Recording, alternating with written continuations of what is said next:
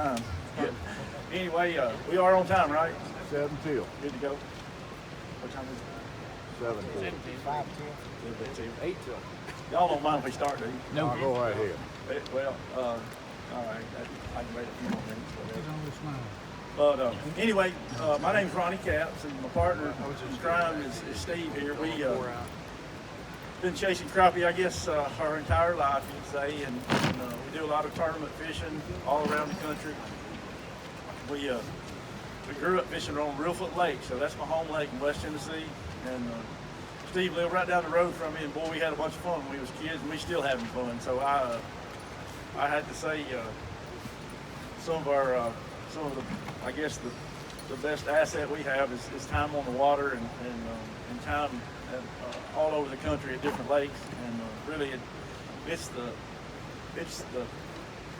reason I believe that we could probably give you some good answers to some questions about different lakes and about techniques and you name it. But we early on we started fishing the tournament. Golly, I was in high school. The tournament, the one and only tournament circuit that come out when we was kids was called Panfish-A-Rama. Come to our lake there, we fished a tournament, and there was a bluegill division and a crappie division and a largemouth bass division, whatever. So we jumped in that crappie division, and that's where we really got our start. And some of you guys, I'm sure, if you I see some hats here, and if you kept up with crappie over the years, you remember the Crappie-thon, maybe, trail called Crappie-thon. How many remember that? Quite a few, yeah.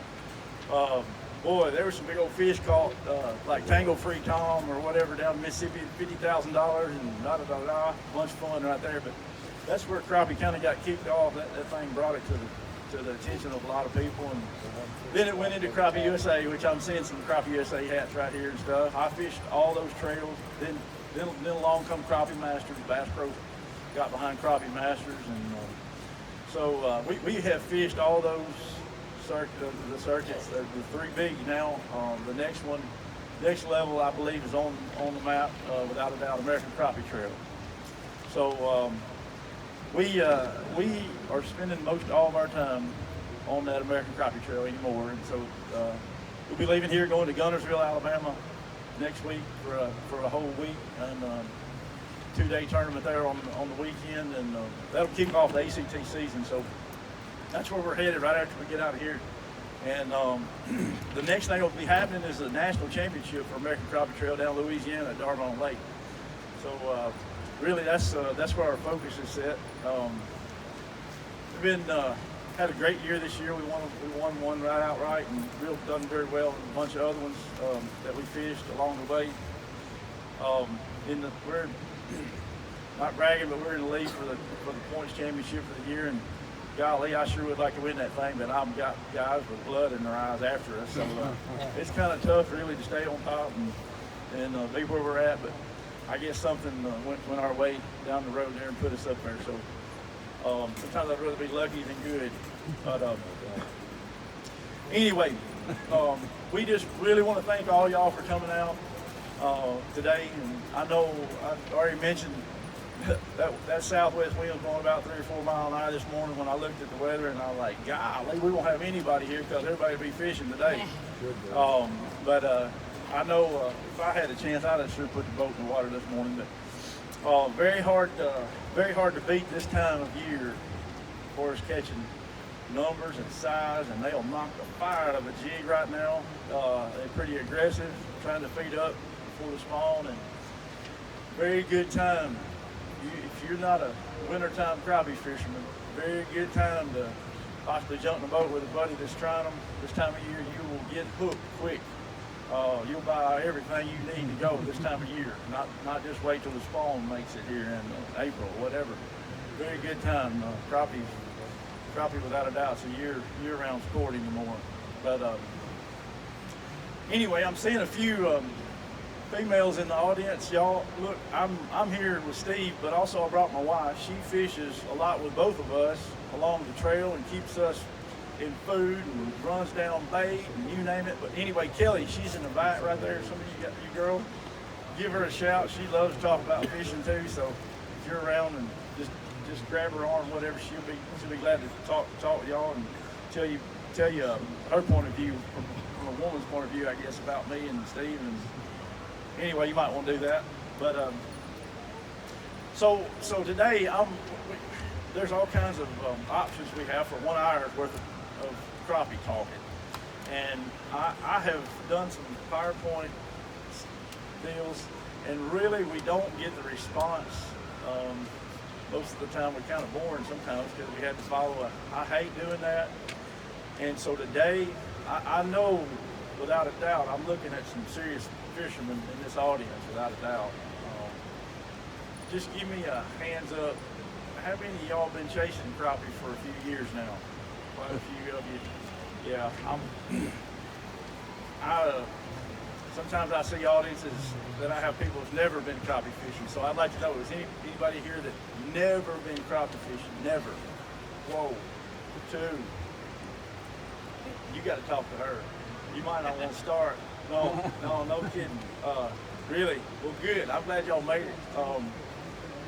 So I'll try my best to tailor what we're going to talk about in a little bit of depth if some of y'all been after them a while.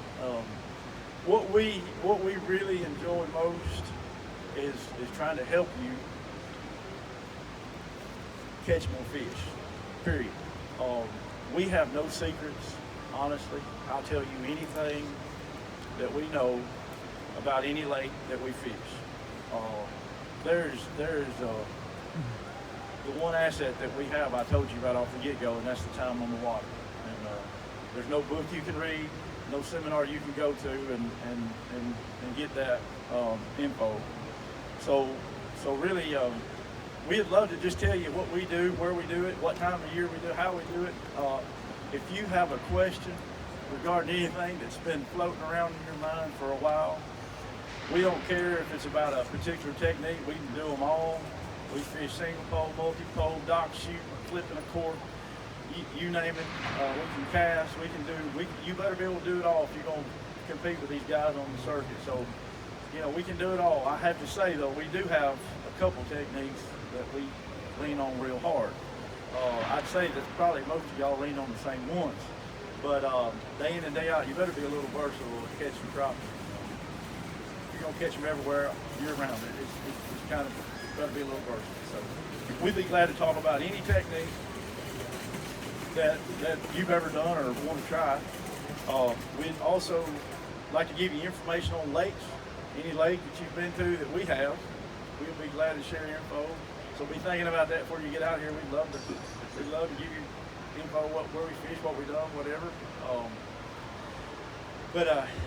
I talked about the techniques that we lean on a lot. And I have to say, B&M poles was one of our first pro staff. We got on B&M. We were the first team that was ever put on a pro staff by B&M. This has been many years ago, and B&M has been behind us since day one. Since Mr. Buck Simmons basically turned it over to Jack Wells, and Jack got down in West Point, Mississippi, still hangs in there and does the business. But Jack has believed in me and Steve for all these years. Me and Steve have been chasing crappie more than 30 years. So for sure, we was able to help him get into a position with some product that really was a little more efficient than what he started out selling. And to tell you the truth, he's got a pro staff today that is the largest crappie pro staff of any that I know.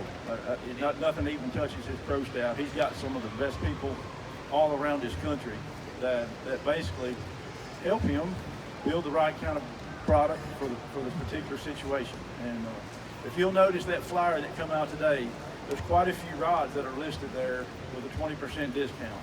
I'm telling you, you will not find those poles any cheaper than you would right here today during this Crappie Madness event.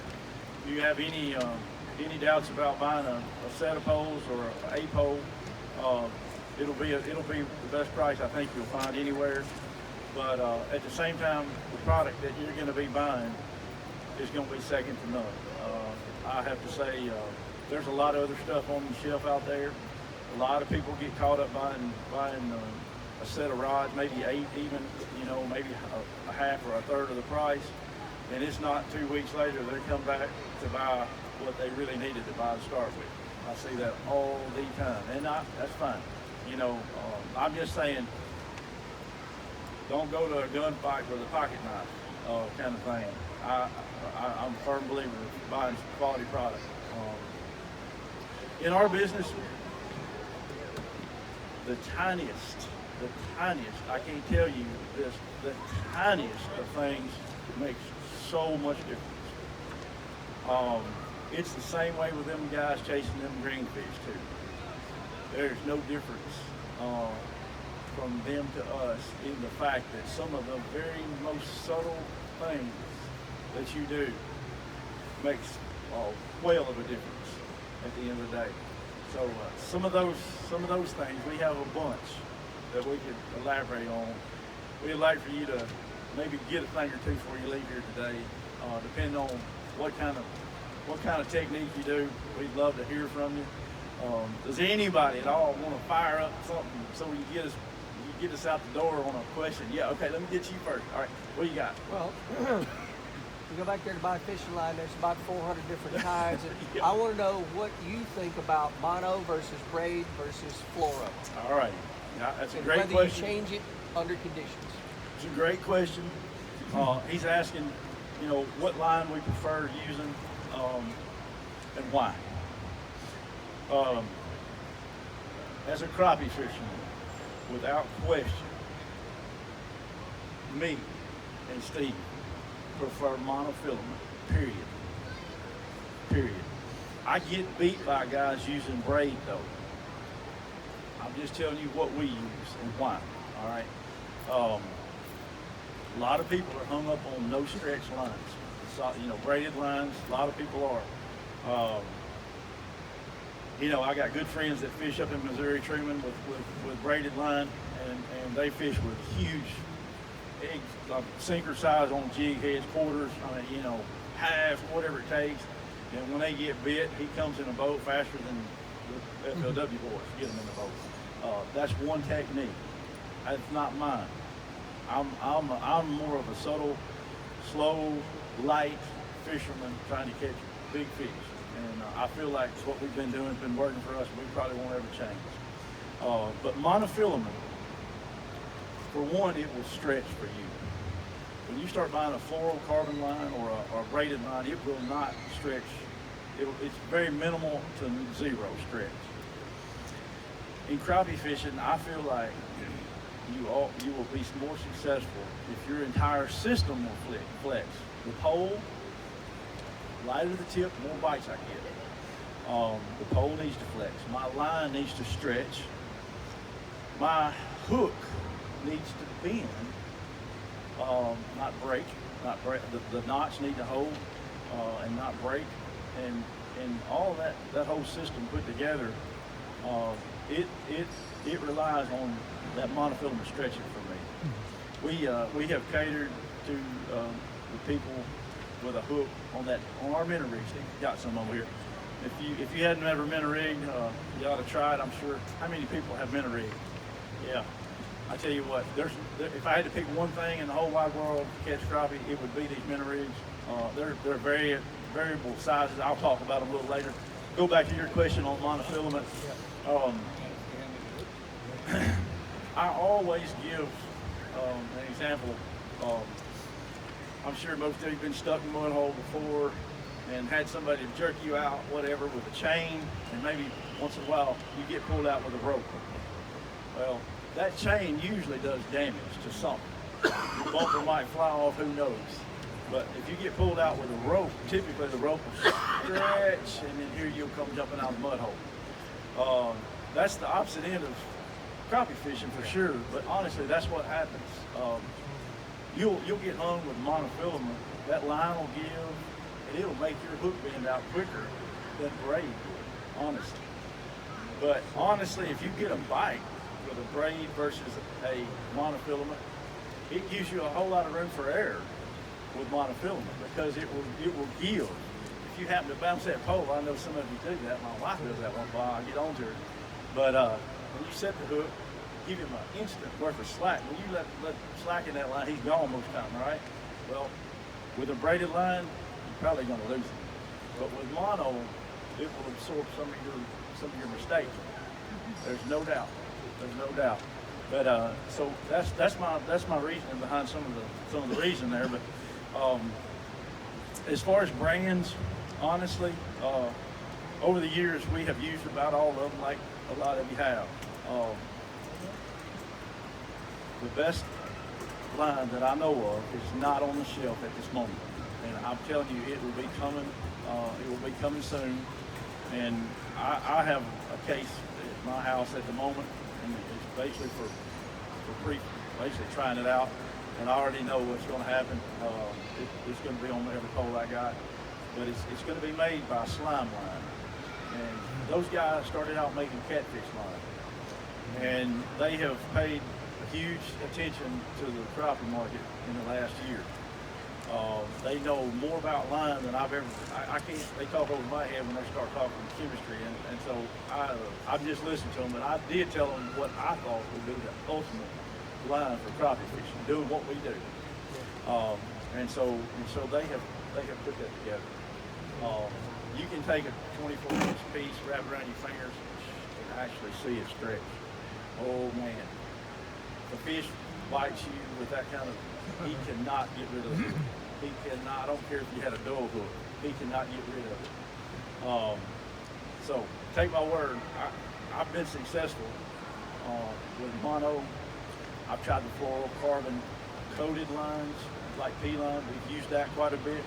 I broke 2 fish off this year at Truman Lake with a fluoro clear 6-pound line that I felt like cost us the tournament. And it was none other than fishing about 18 inches deep. And I just didn't get enough stretch out of my line and broke the fish off twice. And it didn't break off in the fight. It broke off at the hook set. Bam, hit him right. My line wouldn't give, and when I did, it popped the knot. Everybody wants to go to extreme on lines. I'm telling you, you'll get more bites. The smaller the line, you can stand the fish, but there's a happy medium. When you start setting the hook and it breaks, it's a bad deal. 6 pounds. Yes. So, How often do you use it? Every time you go out? You know, I'll usually fish most of the week in the non-tournament setting, and I will keep the same line. But buddy, Thursday night before Friday and Saturday, definitely I'll race fill both those nights. I don't fill my reels full. I'll put about 50, 60 foot on there because I'm not casting. I'm fishing vertical most every situation. And so I don't put a lot on there. So just for sure, respill. When you're using that small line, you need to pay attention to that. You'll break some off because of freight, no doubt. Hope I answered your question on the mono. Yep. Somebody, yep.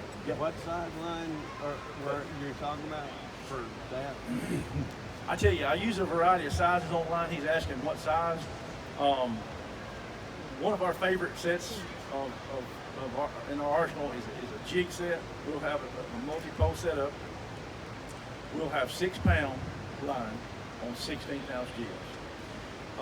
That and a single jig only, one jig. That is we stay with that a whole lot when we're direct structure fishing. If I'm minnow rigging and go to real foot, say, and I'm in quite a bit of structure, I'll usually go 1/4 3/8 on the size, depending on the wind. But 1/4 3/8 will get me more lights than a half at real foot because of the depth.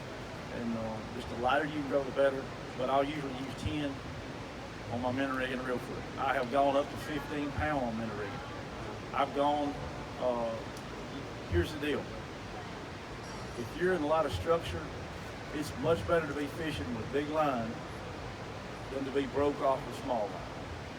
Trust me. You keep the hook in the water. I don't care if it's big line or not. You're going to get some bites. There's going to be a difference at the end of the day. But still, keeping that hook in the water is going to be important. it is for me. All right, follow-up question to that. You were talking about mud holes earlier. Yeah. What size line do you use for truck fishing? For jig fishing? For truck fishing. Truck fishing. Well, you can't get one, do you know, right? No, honestly, I kind of stay as light as I can, whatever situation. But when you're breaking off, get out of that. You need to move up one. I think if you try some mono where it'll stretch, you'll find out that you won't break near as much as you would with one that won't stretch, for sure. So try that. You had a question. You did, yeah. I'm sorry. Greers Ferry, Devil's Fork, fishing off of covered boat dock. Fishing off of covered boat docks. So which lake are you on doing that? Up the upper part of Greers Ferry. Greers Ferry. I've never been there, but I can tell you a lot about boat docks. Boy, they hard to beat. Is it pretty clear water? Yes. Yep, real clear. Very like, Yep, you real can see clear. 30 feet. Oh, 30 foot. Bath water. I hate that kind of water, but yeah, you're in the right spot. There's, right away, Steve and I, I'm sure Steve's going through Steve's mind as well. Yep. There's lakes that register immediately in my mind. Super clears like Cave Run, Kentucky. We've been to Grand Lake of the Cherokees, Oklahoma. Super clear. Even Lake of the Ozarks in Missouri. Right away, my mind starts clicking. Where have I fished deep, clear water? And the same thing happens when I unload my boat in a place I had never been. I start thinking, what did I do and where did I see this before? But honestly, those boat docks probably keep a whole big amount of the fish that's in your lake covered with cover. I mean, they want to be somewhere where there's heavy cover. If there's a lot of natural cover in your lake now, I'm sure they scattered a lot. But we went to Grand Lake of the Cherokees in Oklahoma. I don't believe there was any structure left in that lake, natural. It was only boat docks, and a lot of the boat docks are so huge that people actually lived on those boat docks. And in the center, they had their own little fishing spot. In the middle of winter, they fished right in the brush top in the middle of their boat dock. That's what they did. You know what? You can't beat dropping a slip float down with a live minnow in a place like that. If you won't bite that, another option is I love to use white marabou, 16th ounce on a slip float that you can actually twitch. We'll pitch it. You got to get the depth right now where they want to be. But sometimes I'll start out shallow and I'll keep moving deep till I start getting bit maybe. But you can pitch that thing and put the rod to the water, and basically it's just it's a wrist flick, a twitch. The action you get from marabou is incomparable to anything I know other than a live minnow. But they will knock the fire out of that marabou, that long-tailed marabou. It'll start rolling. When you start twitching, the action of that tail, it just sets it. Really, your float's not moving much. Don't twitch it enough to be retrieving it much. Just inch by inch almost. Just get that twitch down. You need a real light tip rod. Really light tip. We got a dock shooter that I'm telling you will do the trick. There's a rod for everything, but that's one. Try that. Just try. If you artificial only, try that. I like to also add a Berkeley Pyre nibble. It's basically the sparkle scale, the little nibbles, crappie nibbles. Me and Steve, we prefer that silver flake over all the colors, but it definitely will help you in attraction as far as the scent. If you don't have any live bait, give it a shot. It's a little jar, crappie nibble, very hard to beat. Berkeley Pyre. Berkeley makes it. So, yeah, got another question. I hope I answered. Did I get you? Maybe help? Okay. What's the best way to hook a minnow? What's the best way to hook a minnow? We only hook minnows one way. So they don't. And that's dead through the lips, starting at the bottom and coming out the top. You'll always get more action out of that bait by lip hooking him, and lip hooking them can be very precise. And I'm telling you, if you hook it a little too far back and get into the meat of the snout of the minnow, he's not going to move near as much as he does when you just barely get his lips, both of them, barely get his lips. So if you can't see real good like me, it's pretty neat to have a pair of glasses. You can see good enough to hook him perfectly. And this is one little thing, you brought it out right here, that makes a whole bunch of difference. Just in the way you hook them in. You'll be surprised how much more action you get if you do it just right. And he won't talk. Yeah, you don't talk. He won't tell them. That's right. What hook do you use? What hook do we use? back to our minnow rigs and the way they're tied, etc. I'll go a little bit, like I said, the minnow rigs that Steve held up here and maybe passed around. That's our number one pick anywhere to catch some fish. I bar none. That and that jig set that I talked about a minute ago, those two sets of rods, they go with us everywhere we go. But those minnow rigs carry a number 214 EL. It's an extra light wire Eagle Claw bronze hook. The number is 214 EL, and it is a number 2 hook. I'm telling you, the hook to some people, depending on what you've been used to using, it almost looks like a brim hook, maybe, to some folks. They say, golly, it's a small hook. I'm like, well, just trust me on it. That hook is our pick, bar none, as far as size and also wire size. That hook is so important that I cannot tell you in a lot of ways. For number one, that hook, when you put a lip hook or minnow on our hook, it's night and day difference how much action that minnow has compared to some of the heavier hooks like a 202 with the wire size of the hook. Minnows are not real strong, so a little bit of difference makes a whole lot of difference. So that 214 is our choice. Number 2, when you lip hook him, he's got ability to move a whole lot more. But the other advantage of that hook is that it will bend out for you when you're hung up. Our rigs are tied with monofilament that will stretch, and that hook, not every time, but most of the time, if it's a normal hang and not a really solid hang with line hang, that hook will stretch out. It'll bend out most every time, and really, in a day's course of a day's time for minnow rigging, we bend hooks back in place. It's very easy to recurve a hook with your finger, real easy. Over the course of a week, sometimes we do it so much that we'll have to put black tape right around our finger just to mash it back. But you can mash it back so easy in place, and you know, it's either you're gonna break off or you're gonna have to mash your hook back. One of the two. Which one you prefer? I prefer mash the hook back and get it back in place with my finger. So that hook, very. We've used any other hook out there is not compared. There's no other hook that I can tell you that'll compare to it. I'm sure that in the last 10 or 15 years we've sold Eagle Claw more of those hooks than any hook on the market, because it is the stuff for live bait rigging, for without a doubt. So hope I got your question on that. Anything else, y'all, that just something else? I know. Any preference on either a red hook or bronze? Yep. Here's our take on that. I'm a guy that's after big crappie, and honestly, our scheme is to go camo, and that bronze hook pretty much matches my minnow in color.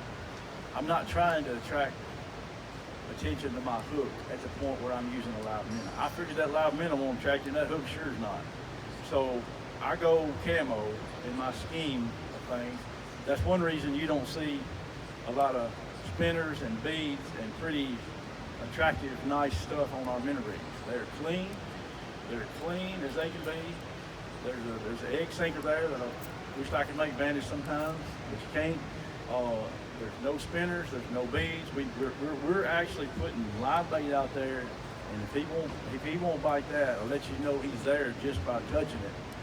Whew, you better move on and find you another spot. You know, if he won't bite a minnow, you're in trouble sometimes. So anyway, that's our take on color and the colored hook thing. Not to say, I guarantee they'll be caught fish on it. They will catch fish, no doubt. But that's our take on what we prefer. Yeah. Yes, sir. Speaking of color, we know jig colors will never catch fish when they like fish. Yeah. Right. Myself, a white chartreuse and a dark, depending on what the light condition is and the water. That's about it. I mean, Yep. if there's a million colors, do you have some go-tos? Yeah, we definitely do. He's asking about jig colors, if you couldn't hear. We always hear that, and here's our take on that. first of all, let me tell you, you know, I mentioned the set of rods that we would always carry with us as a jig set. Let me just start from the start on this. What we would have is a 14-foot set of BGJPs. They're Bucks Graphite Jig Pole. They're on sale today. If you ever wanted to do this, good time to buy you a set. But those 14-footers are our choice in length for doing what we do.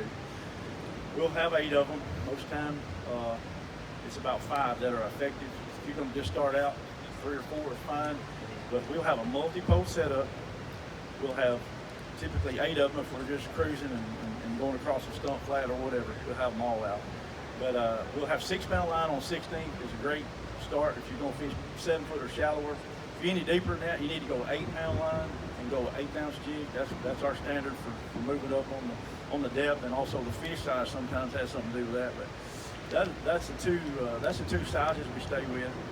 As far as the jig, there's all kind of varieties on the shelf out there that are even getting much better quality. But some of the ones that we have used for years have been custom made by a friend of ours right there at home. You'll soon see those on the shelves. And this year they made their debut at Grizzly Jig this last show. I don't know that Bass Pro's picked them up, but I bet they will next year. They're made by Pro-Built Jigs.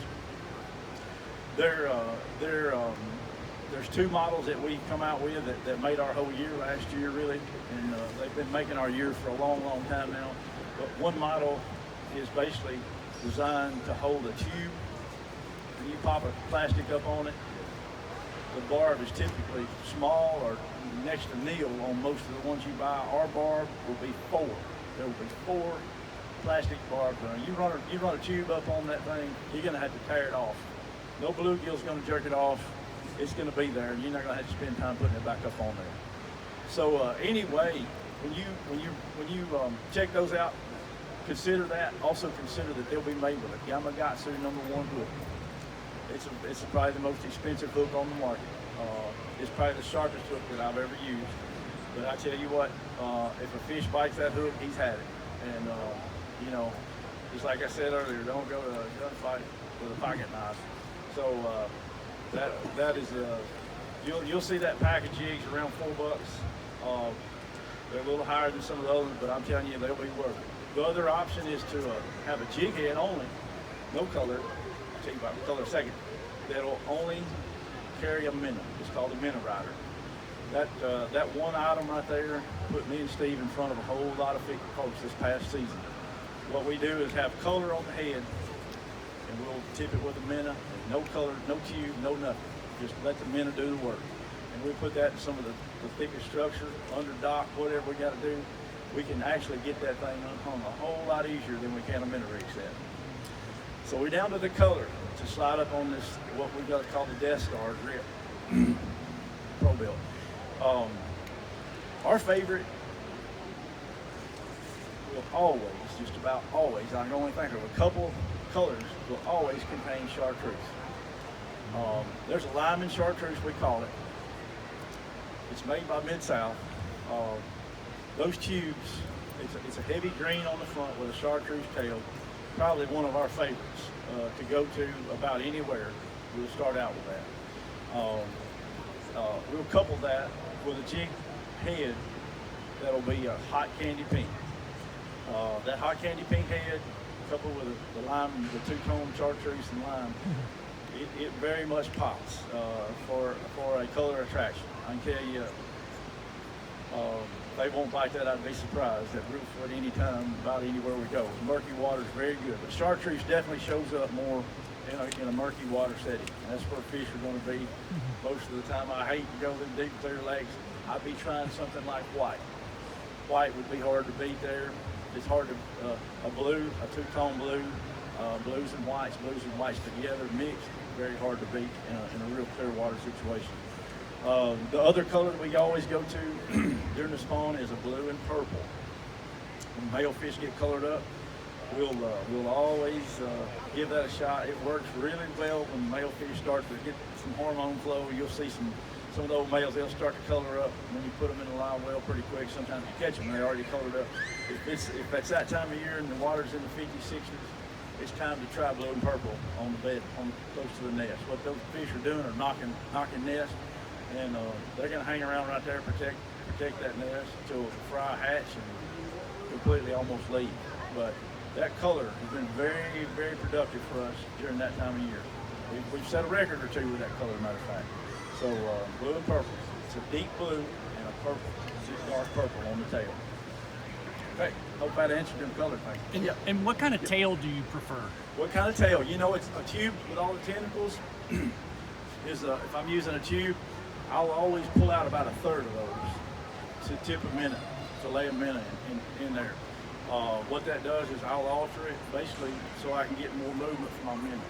If you try to put him, tip him through the lip and hang him onto a tube that has all of the full circle tentacles on it, the minnow really gets kind of tangled up in them and really gets tired trying to fight them off, and movement is at a minimum. If you pull about a third of those off, the way that when you pop that tube up on four stars, and it's not going to rotate either way. Pull about a third of them out, lay your minnow right in there where he's able to move a little. You'll get a lot more action out of it, and that's one of our favorite things to do right there with a tube. Some of the solid plastics, you know, Bobby Garland's got great stuff back here. Lake Fork Lures makes some great. It's got basically a straight minnow tail. Some of the live baby shad, whatever. Very, very good bait. A lot of people like to hold that in their hand versus troll with it. And you know, I got mixed feelings about that. The deal is, whatever you got confidence in, I recommend stay with it. Don't be against trying something once in a while, and if it produces, hey, you might be on to something, but stay with what you got confidence in, especially when it gets tough. Don't try to start changing up, and stay with what works, okay? Okay, hope I got that answered. Anything? Yes, sir. A question on summertime fishing, Sardis or anywhere else, trolling, I guess. Summertime fishing he's asking about. You know, when that water temp gets up, there's all kind of options. A lot of things we look for is the thermocline that will get set up sometimes, makes it tough on people.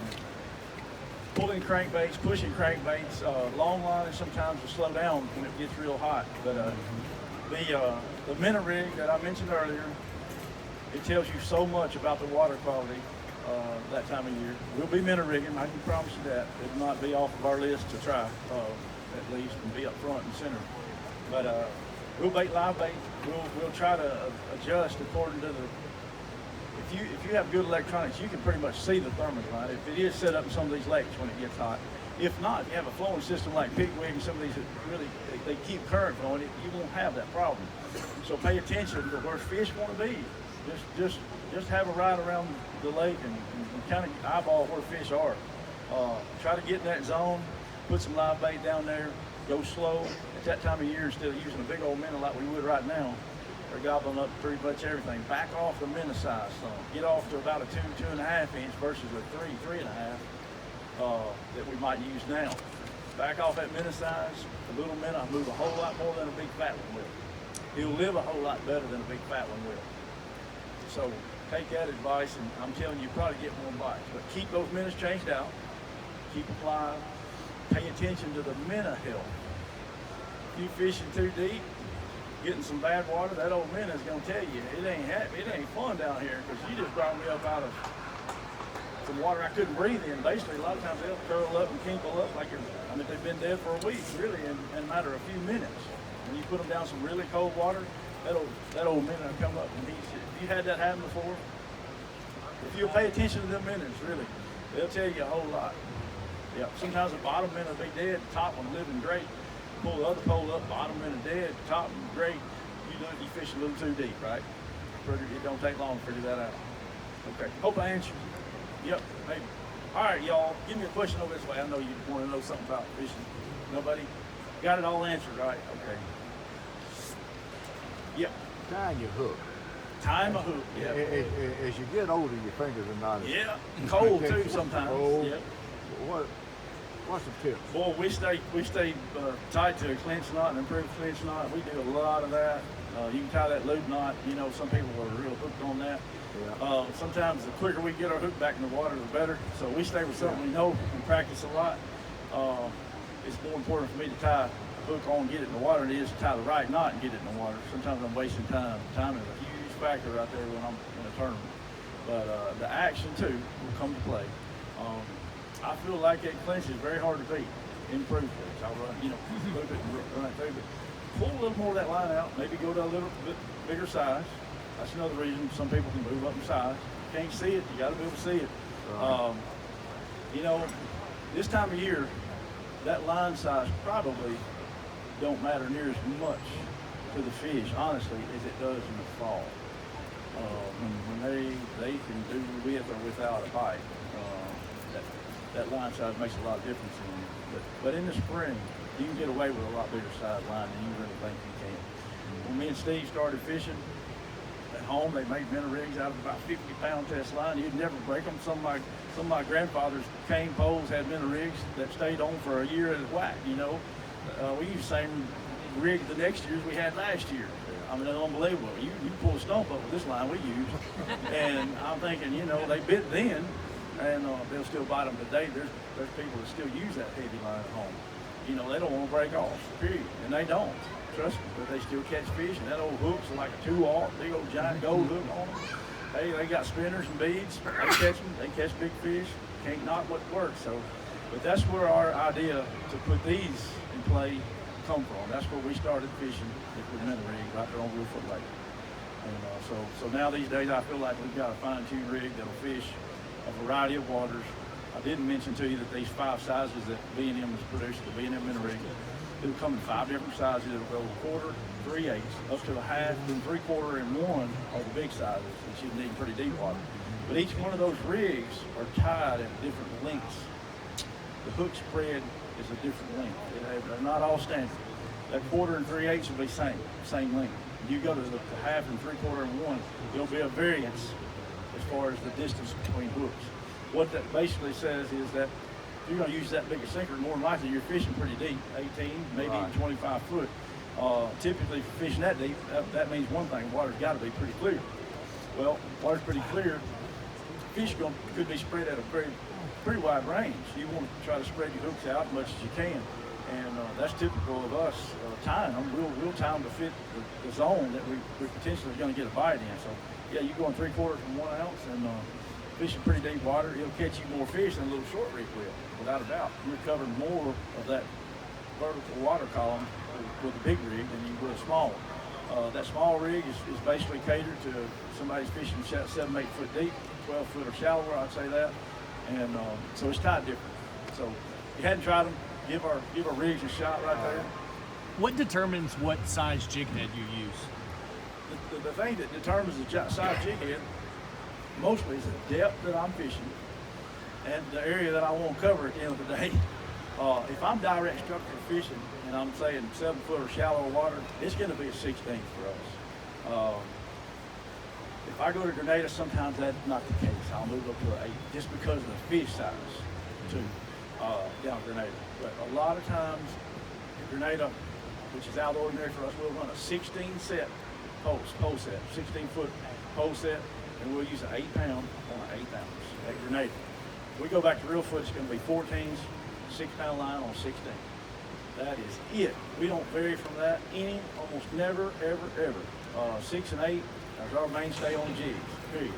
It works for us. So I hope that got you answered on that. You can get away with a lot bigger line and bigger jig, the more murky that water is. Sometimes even a bigger bait maybe get you more bites in the spring. I think it goes the other way in the fall. I think you'll have less bites with a bigger, heavier weight bait. You're pushing a 16th ounce with a minnow tip. You'd be surprised how much more action you get by your minnow with a 16th than you would an 8th. So I'm letting this minnow do the work for me a lot of times. And almost impossible for a spring crappie to resist a bait like that right in front of him and put it his nose at the right speed. I'll say that time of year. He's gonna gobble it up. Sure is. Okay, any other questions, y'all, at all? Anything? Come on, I know you got something. So let me ask some questions. Nobody's asked one question yet about electronics. Steve and I got a one of the first off the line transducer that was basically the SHOT Show back 7, 8, 10 years ago. They had them at the SHOT Show, and it was by Huntingburg, and it was that 360 transducer. How many of you guys in here run Humminbird equipment at all? Humminbird. Got some Lowrance folks. Humminbird. Mostly all Humminbird. I can just tell you this. I know you can go catch crappie without this thing, but if you're fishing and don't have a combination unit and 360 transducer, you are wasting half of your day that you shouldn't be. Anymore on these tournament circuits, you almost cannot compete without the 360 transducer. So I told some guys last night over at the warehouse, without question, if there's one priority thing that you want to look for or buy in the future, if you're going to be serious about crappie fishing, is going to be a combo unit, whether it's a Helix or Solix. There's several units that'll carry that transducer and get you the 360 transducer. My set is one of the oldest ones that was when I first got my transducer. The cheapest unit was kind of what I bought right off the get-go to get going, and it was 1159 Humminbird, which was made 868 whenever the transducer come out. So I combined those two, and till this day, I still prefer the old 1159 to my 360. I have run it on a Helix. I do not get the picture that I do off my old. I do not know why, but I just stay with what's best, what's working for me. But I'm telling you, whatever it takes, talk to Santa Claus, save you Coca-Cola money. Don't go to the grocery store too much and put all that money in a little jar. Get you a 360 transducer and a combo unit that'll fit on, and I promise you, you will catch more fish just simply because you're getting ready to put your pole around the structure that you're looking at as you go across a lake, go across a flat, go down a creek channel, go down a shoreline, whatever. You're seeing the stump, you're seeing the treetop, the stake bed. You can see the fish in it. You know exactly where to put your hook. It's no guessing. This thing basically is throwing a beam every time you move. Every time it updates, it's throwing a beam at what's in front of you. If that pole right there where Ron Wong was standing happened to be a big stump, as you move, you say you're moving this way, you can see that stump as you move forward, trolling, whatever, and load the hole. There's a stump. Whoa, got to be something over there, and you'll redirect your boat, go right over there. And really, what I'll do, even if I'm fishing with 8 rods, I can tell you which one's going to get one of the two that I put right beside that stump, and I'll push right over there, push those jigs right up at the stump, and before you get there, if you look close, you'll be able to see the fish on this 360. 11 times in a row was at Ross Barnett last year. We made the call on which pole was going to get the bite, and within seconds of when the bite was coming, 11 times in a row, I said, get ready, and it's going to get it. No one's going to get it. And it wasn't no sooner than come out of my mouth to thump, and it happened. And when you can start doing that, that's something that really we've only dreamed about doing. And but the old days of trolling across the lake are fine and dandy. But boy, are you so much more efficient if you'll just take a little bit of time and figure out how to use a little bit of our technology that's right at our fingertips. So you got the transducer on the trolling motor. The trolling motor carries the transducer, and it's about the size of bigger than a softball. Yeah, it's a pretty good size. So it mounts to your trolling motor. It's stationary when your trolling motor's down, and it's constantly throwing a beam. I'll set mine for about 60 foot, where I'm running 60 foot in front of it. I keep getting up that 60 foot in front of my boat as I go down the lake. And stumps are appearing everywhere. I'm just trying to pick out the stump, got the fish on it. Sometimes there's not any structure, and you'll see the fish. You'll see a school of crappie. Hey, I'm going toward them, I'm trying to chase them down, and it's a ball. Really, you're sitting there watching TV. With a little bit of practice, you'll be looking more than you'll be watching your poles. You'll be watching the screen. So be careful with that. But you'll be able to locate a little house block. You can see like a cinder block, whatever. You can see the 2 holes in the cinder block. You can see an old tire laying on the bottom. You can see the tire like it was perfect. You'll see boats. You'll see things.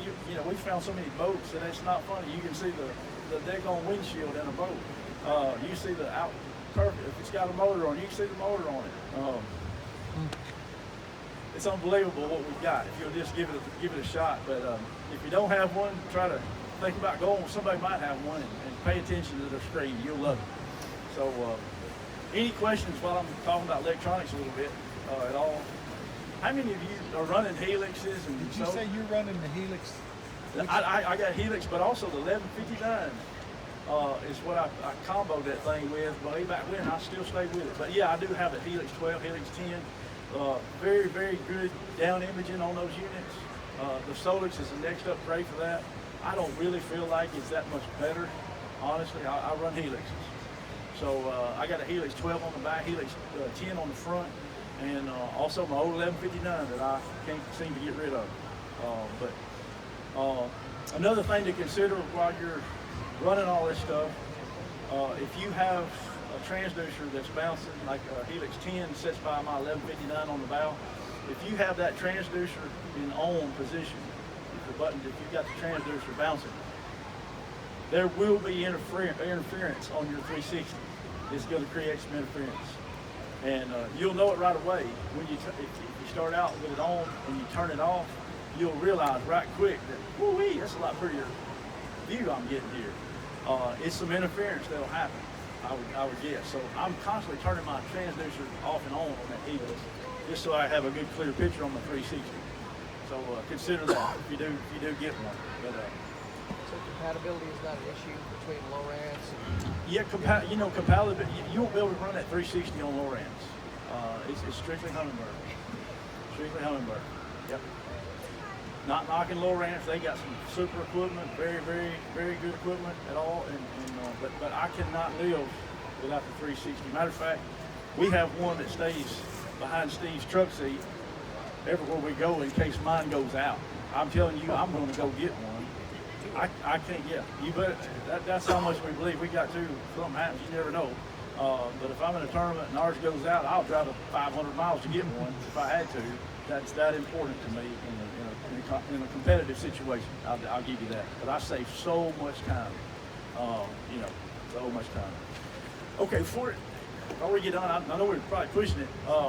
I'd like to get an idea where everybody's from just today. A lot of people local. Give me some states. How far have we got? Mississippi. Illinois. All right, where at? Wow. What's your home? Metropolis. Okay, you're not too far from me. Yep, I fished up in that area. We fished a tournament there way back Smith and Pool. Yep, know about that. Yep, Mississippi River and the river system. Oxbow's beautiful there. Okay, you got Illinois. Where else? I know we got Mississippi everywhere. Oh yeah. Mississippi. Is that it? What is Arkansas. Arkansas, all right. How far? Anybody further than Arkansas? From his, we had, nobody? I grew up in the Lake Country in Missouri, Arkansas, Illinois, Tennessee. Mississippi, Tennessee. Why haven't you two broken the world record from Enid back in '56? Boy, I wish I'd have been live and trying it back then. I tell you where me and Steve started, we was tickled to death to have a flasher. You remember the old flasher? When that come out, we was something else. Yeah, we did have paper. That was really something else after that. But yeah, we got so many rolls of paper wet, you can't even count them all. But anyway, we used to find the bottom of my granddaddy with a lead ball and a daggone little float. We bounce it on the bottom. That's how we kept up with the depth, and so we've come a whole long ways in catching these crappie, without a doubt. For setting records, me and Steve do hold the record for the largest 10 fish that's ever been weighed in a nationally sanctioned crappie tournament, and they come from Grenada Lake. The biggest stringer that we have ever weighed was a 2-day total that weighed 37.98. And that I think those 14 fish, 7 fish each day, 14 fish, 37.98. Included in that 14 fish stringer, I think there was at least 3 that made over 3 pounds, touched over 3 pounds out of that stringer. Yeah, out of the 2 days. Have you ever And that happened to be a Crappie USA event down there. with Crappie USA, at that point in time, they allowed a youngster under 16 to be able to go with you, which was a great promotion for young kids to get hooked on crappie fishing. Well, Steve and I carried my daughter, and she was 11 or 12 years old at the time, with us both those days, and she actually caught 2-3 fish. We sat in the front and done most of the work, but she was hard with that net.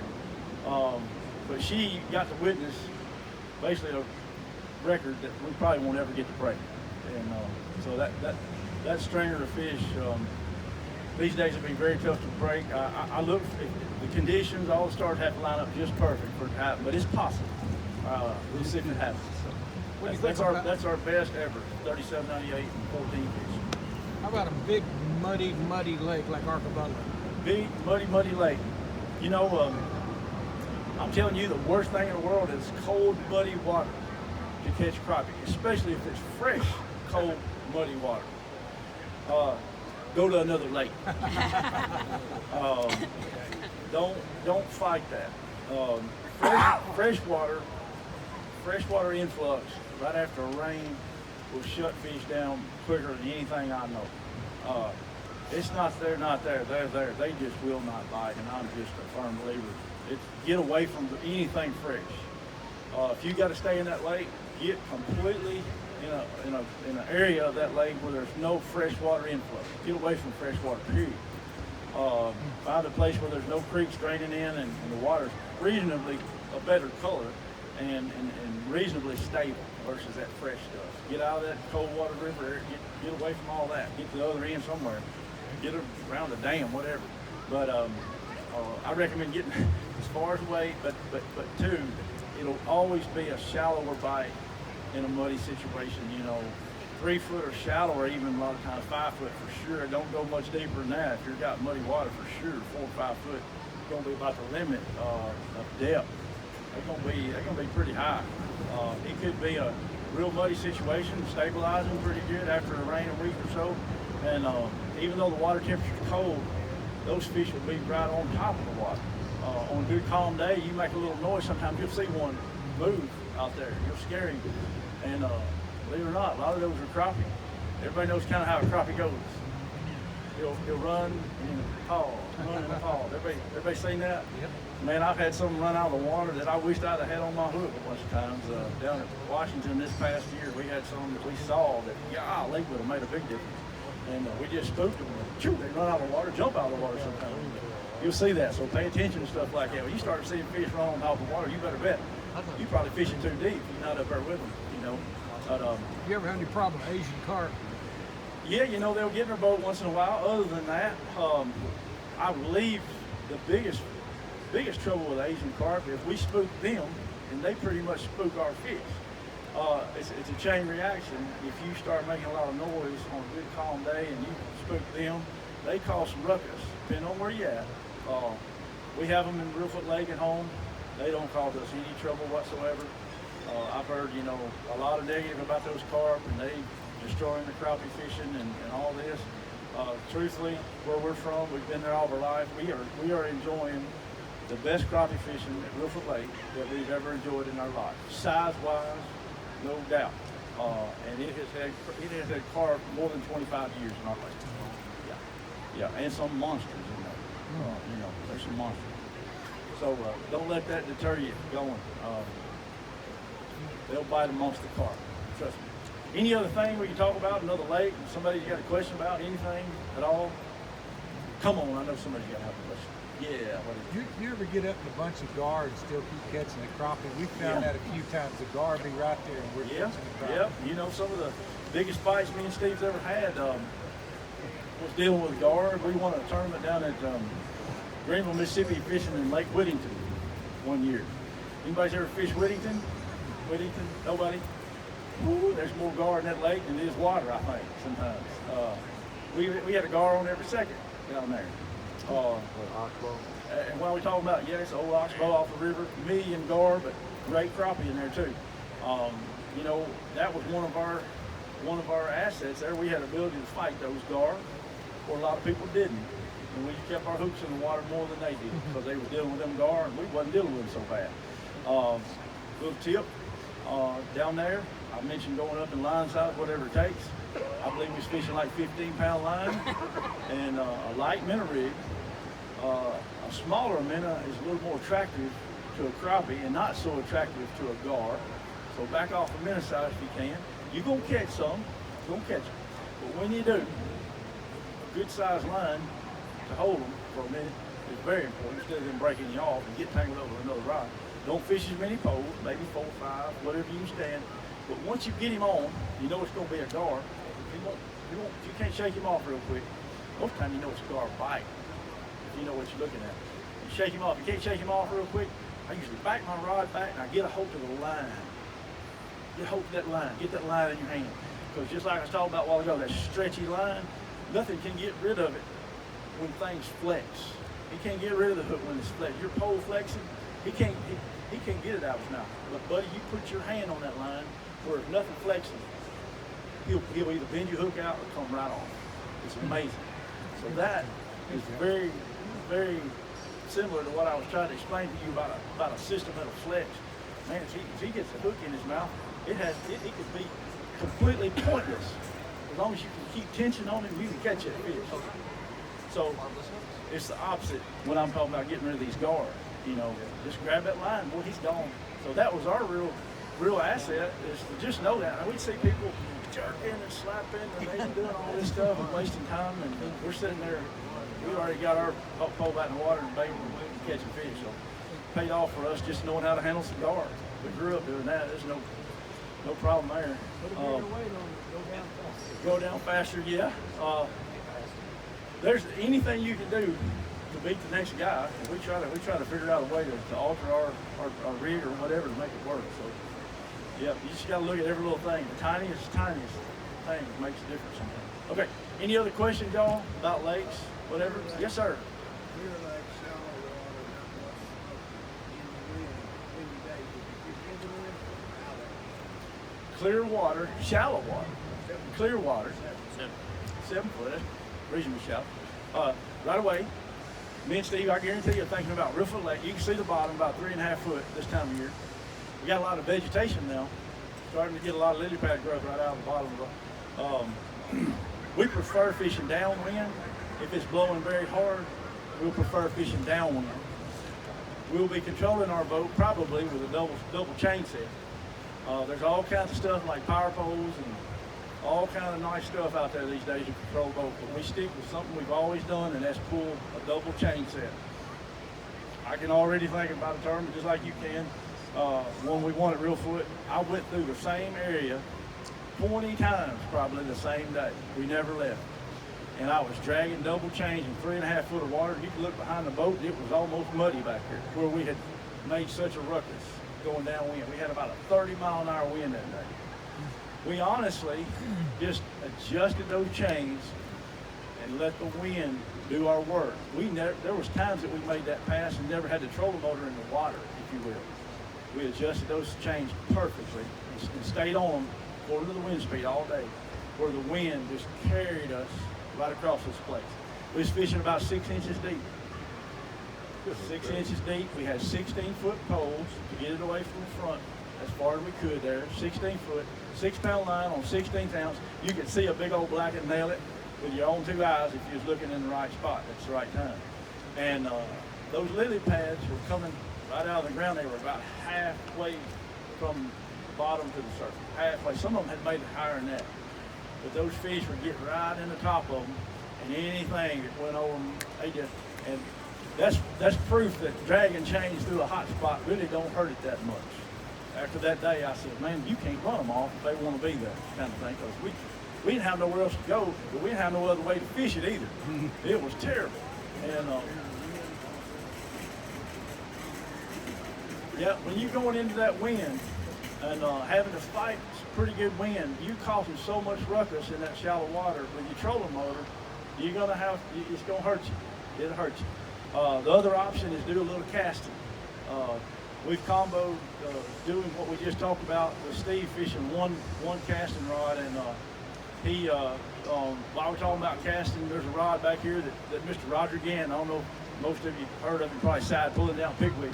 He's got a rod called the Difference back here. It's got a real light tip, but it's a long rod and it's got a lot of backbone to it.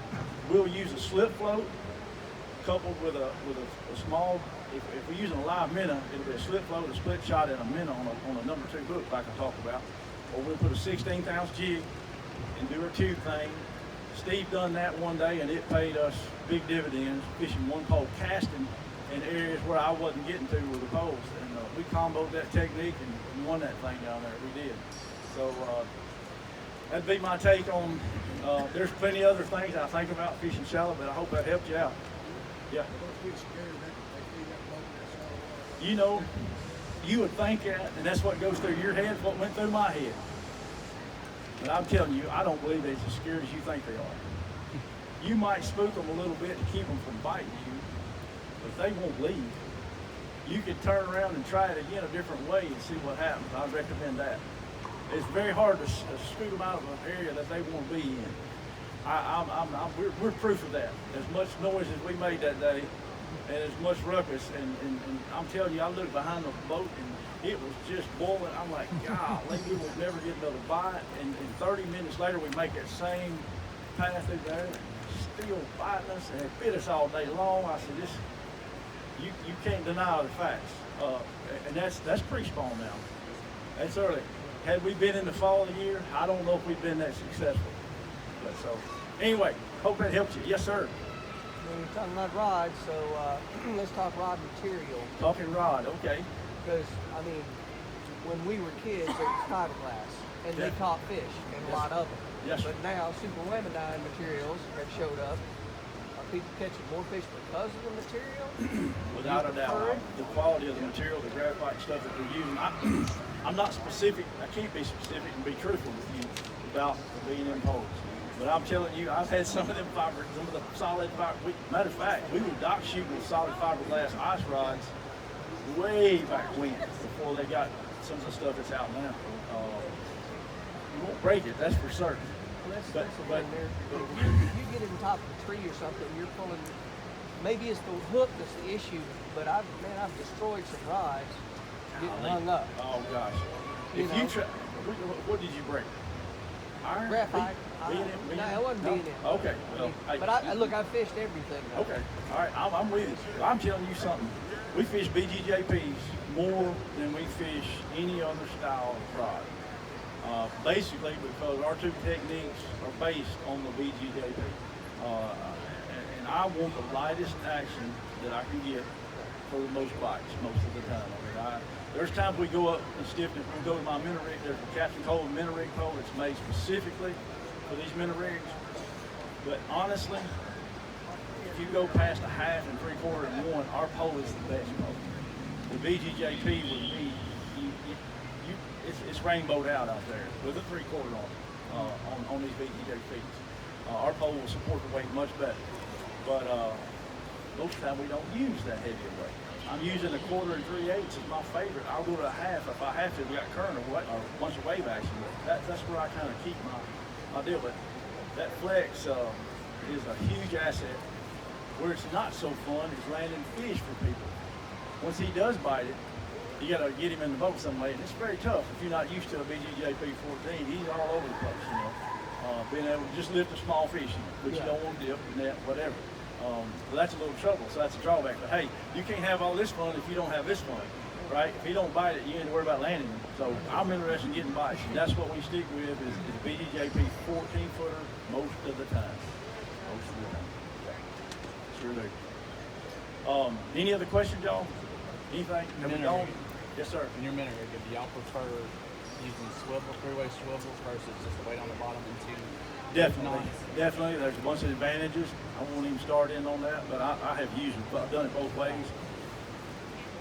The advantage is, the priority advantage is that you can get that thing unhung with the sinker being in the middle. A whole lot better than you can on the bottom.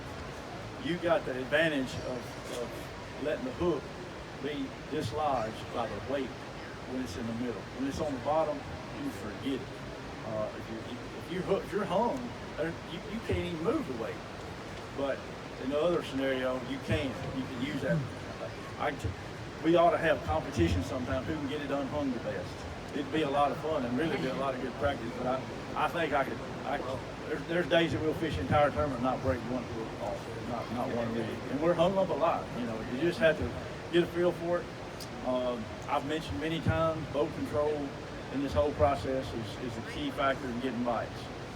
It's the #1 priority. If you cannot control that boat in the wind, bad situations and stuff, you cannot get bites sometimes. I mean, it's very, very important.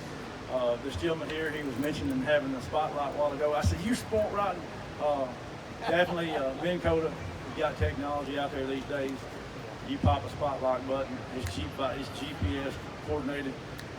It'll keep you right there. You can fish there all day. It's never gonna let you move anywhere. It's almost an instant anchor, if you will. Take advantage of some of that stuff. We still don't. We still old-fashioned. We use a foot-controlled Minn Kota and a variable speed. As far as trolling motors, whatever you do, if you're a crappie fisherman, don't ever buy a trolling motor that does not have variable speed. Don't buy the 1, 2, 3, 4, 5 adjustment. Make sure it's a variable adjustment where you can adjust it perfectly, the speed.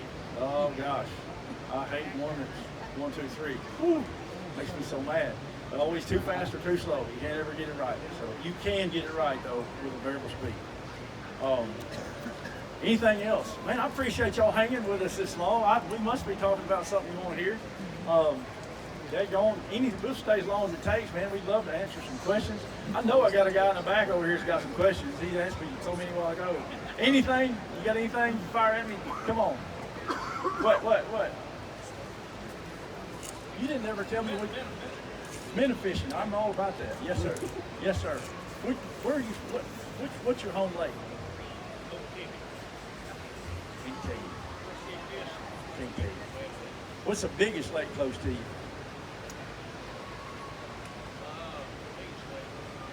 Did you crappie fish on that? Yeah. I can tell you a little bit about Grenada. Just a little. But okay, so what's the question about the minnow rigging? I'm always double minnow rigging. Unless I'm slip floating, I'll have a single hook on there. But yeah, double minnow rig is my favorite. Yep, always. Typically, it's usually deeper water, you know, deeper than 3 foot. But hey, I'll minnow rig in 1.5 feet too. I've done that. I just adjust my rig to fit the water. Yeah. If there's one thing that you can bet on, especially this time of year, that minnow rig will catch you fish on most any lake in the country, most any time of the year. If I had to pick one thing, one only, and I never put another thing on to go and catch less fish, whether it was a tournament grade fish or a fish that I was going to eat, it'd be a minnow rig that I'd try. And I'd want to be able to vary the weights of it according to but a minnow rig, very hard thing to beat, crappie fishing. Double minnow rig. B&M's got those. If you hadn't tried ours, give them a shot. I guarantee you there'll be a difference in ones.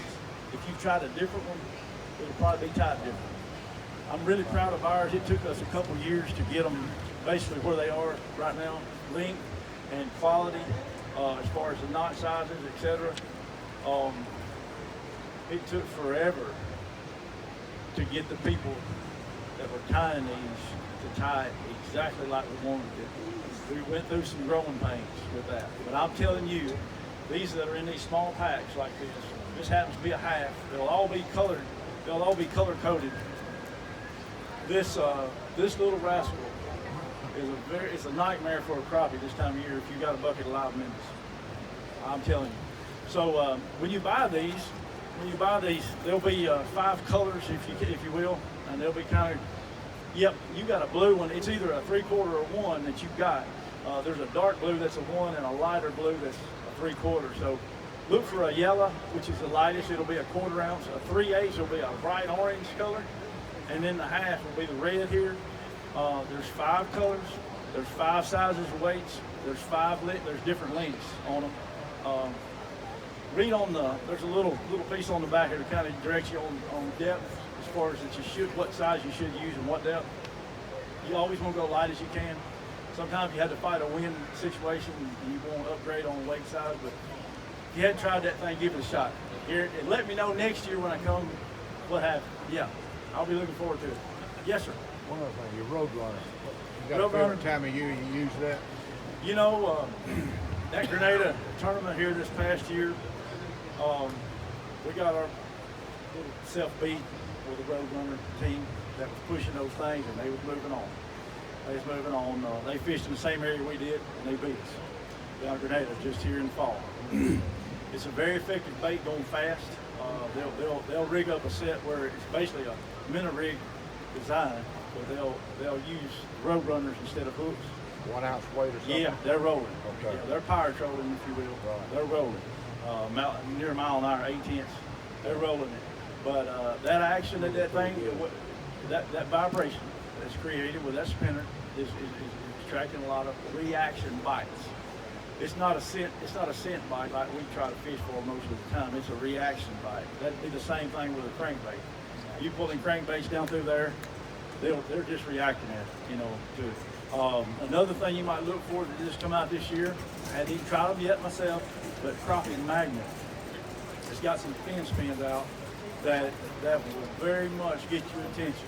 What was it? It's made by Crappie magnet. Fin spin. They're the next thing I think that you'll look at comparable to a road runner. So there's been quite a bit of thought going into those. That's going to be a hot item. So take a look at that for sure. Yeah. Anything else, y'all? Is that all? Are we within our hour? I keep talking. I ain't got anything to do. I love it. Yeah, girl. Go. Being a complete novice, what is a tube? What is a tube? She says. Okay. I love that kind of question. I got that. A tube is basically a hollow tube. It's basically a plastic bait, rubber. It's made from plastic. The inside of a tube is hollow, typically, and basically it's got little tentacles on the tail of it, and it's a piece of plastic that you'll push up onto a hook, a jig hook. It'll lock in place, and it'll create a color effect for you to attract the crappie. So when you push her up on there, it should stay, and it will on our pro built new jig heads. I've had a lot of trouble with it staying tight on some of the jig heads that's out there before. It's aggravating sometimes. Anyway, look for something that's got a hook sharp, real sharp hook, and also a barb that'll hold that plastic on. You can change that. There's a million different color options for changing. A lot of people change a whole lot of the time. They're out there, they'll get a confidence bait and they'll kind of stick with it, but sometimes changing colors give you a lot of insight on what they want to bite. So don't be opposed to trying different colors, but a tube is just that. It's a hollow bait versus something that's solid and a lot softer. When a fish bites it, it's somewhat softer. So hope I got you. Yeah. Crappie nibbles. Okay. We're bad to use the silver sparkle scales. Berkeley crappie nibbles, silver sparkle scales. There's tournaments that we cannot use live bait. You have to use artificial only. That would be our go-to bait. We would put that on the hook, tip it with a crappie nibble. Very hard to beat. Very hard to beat. Yeah. The silver sparkles work on the boat dock? Yes, ma'am. Yes, ma'am. Yes, ma'am. That way you don't have to go buy a bucket of minutes, right? Get you a little jar and try them. And on that tube jig you got, it's a little bitty nugget, if you will. Just stick it right over the hook and make it cover the barb of the hook. One's fine. Sometimes I'll put two. It's very tough. I mean, it's not that tough, but what I'm saying is, it won't get knocked off just real easy. It'll stick on there pretty good for you. And it creates some scent attracting that is definitely better than not having scent at all, trust me. Anytime you put something natural on there, that's at the top of my list. I like to use minnows and tip it with a minnow, but I also use waxworms pretty heavy during the spawn. Little white waxworms that some people brim fish with. those little wax worms will get you a lot of attention during the spring. They're saying, wind this thing up, y'all. Look, I certainly appreciate everybody hanging with us for a long period of time here, and hopefully we have covered something that'll help you catch a few more fish. And those of you that's been a long time, don't ever think that you can't learn something. And the ones that hadn't been at all, you got a whole lot to learn. But I tell you what, where we started is way different than where y'all are starting. So, and boy, are they fun to catch. So anyway, y'all stay with it. If you're looking for product back there, there's tons of great product. Don't leave out B&M poles or B&M products. I'm telling you, some of the best crappie equipment on the market is made by B&M. We feel strong about it. They feel strong about us. They're the people that put us here today to hopefully help you out and catch a few more fish. So pay them some attention back here, and I think you'll be happy you did. Sure appreciate it. Thanks. Yeah. Big round of applause for Ronnie Capps and Steve Coleman. Guys, we do have a lot of people that are in the fishing department that can help you guys out.